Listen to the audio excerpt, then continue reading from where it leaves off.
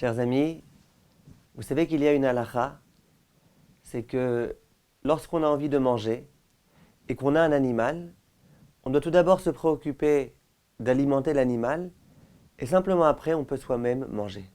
C'est une halakha écrite, explicite dans le Shulchan Aruch. D'abord, on donne à manger à notre animal et ensuite on mange soi-même. La question qui a été posée par les poskim, est-ce que cette halakha concerne simplement les aliments à l'état solide, la nourriture solide, ou est-ce que ça concerne aussi la boisson? Imaginez que j'ai envie de boire et que mon chien ait lui aussi envie de boire. Est-ce que je dois d'abord me préoccuper de donner à boire à mon chien pour pouvoir boire moi-même? Ou est-ce qu'on dira non? Cette halakha ne concerne que la consommation d'aliments à l'état solide. La nourriture, le ochel comme on appelle en hébreu, mais pas la boisson. Bien, ça fait Chassidim et il dit, moi j'ai une preuve géniale. Vraiment une géniale preuve. Laquelle? Lorsque Eliezer est venu et qu'il a dit à Rivka qu'il a soif, Rivka elle a dit à Eliezer, je vais te donner à boire à toi, puis à tes chameaux. Et comme on voit dans les versets de la Torah, elle a fait attention que d'abord Eliezer boive pour qu'ensuite les chameaux boivent.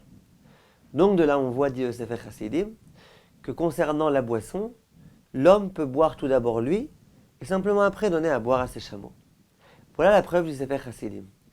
Pour ceux ou celles qui sont intéressés par ce sujet, le Igrot Moshe dans le Chelek Bet, Siman Nun Bet, s'allonge énormément sur ce sujet-là.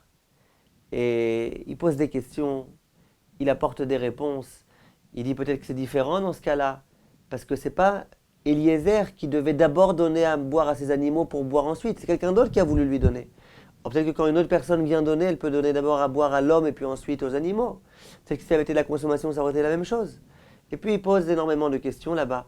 Il dit peut-être que Rivka ne savait pas au tout début que les chameaux avaient soif.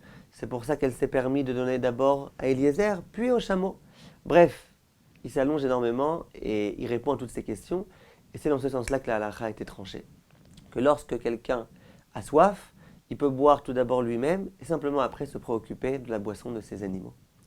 De là, on voit, mes chers amis, que lorsque nos avot akdoshim ou nos imaot akdoshot, lorsque Avraham, Yitzhak et Yaakov, ou lorsque Sarah, Rivka, Rachel et Léa ouvrent leur bouche, elles n'ont pas simplement ouvert leur bouche.